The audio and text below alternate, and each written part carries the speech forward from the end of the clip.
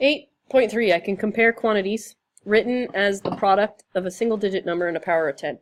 So to compare, we need to get the numbers probably in the same format. Okay. Or we could, with these, we can just kind of look at the exponents. So this is going to be 2.32, and then we need to move this decimal 11 places. This one, 4.19, we're going to move this decimal 8 places. So this is clearly a bigger number. So this one is going to be bigger.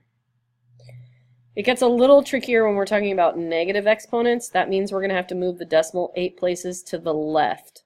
So if we move this 8 places to the left, it's really small. If we move this one only 6 places to the left, it's going to be less small, if you want to think of it that way. So this one is going to be bigger. Right? If we move this decimal 6 places, so there's 1 and then 5 zeros. 1, 2, 3, 4, 5, 7, 2, 6. This guy we're going to move it 1 and then 7 more zeros. 1, 2, 3, 4, 5, 6, 7. Clearly a smaller number. Okay, bigger number.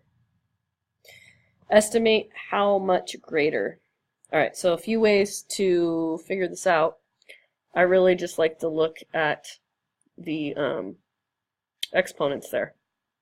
Okay, this versus this. This has got 10, it's 10 to the third times bigger. Okay, so that means 1, 2, 3, 1,000 times bigger. I would have been fine with 1,000 times bigger. 8.4 is twice as big as 4.2, so we could have said 2,000 times bigger. So estimate how much greater, 1,000 times or 2,000 times bigger. Either one of those would have been fine. Okay, it's just an estimate. Rank in order from smallest to largest. Alright, so these are in scientific notation. These are in standard notation. So I'm going to go ahead and turn these into scientific notation. So I'm going to go 1, 2, 3, 4. 3.2 times 10 to the negative fourth. 1, 2, 3, 4, 5. 9.1 times 10 to the negative fifth. Well, now we can make these all in the same, have the same exponent. So let's just pick one. Let's go ahead and leave it to the negative fifth. So if I make this one to the negative fifth, that makes this exponent smaller. So then I have to make this number bigger. So this is equivalent to 83 times 10 to the negative fifth. These are equivalent. I made this a smaller exponent, so I have to make this a bigger number to make it balance.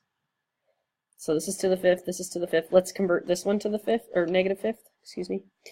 So if I make this exponent the negative fifth power, I just made this smaller by a factor of 10. So I have to make this bigger by a factor of 10. Now I think we can compare. So these are all to the same exponent now. So let's see. We've got 6.4, 83, 32, and 9.1. So smallest, next smallest, next, and the biggest. Okay? There's a number of different ways we could have done that. We could have written these out in standard notation. So this would have been moved 1 place, and then 4 more zeros. This one 1 place, and then 3 more zeros. These are already written in standard notation, so we could have compared these numbers on a number line. And what you would have found is that here's the smallest, the next smallest, the next, and the next. Okay, and that is that.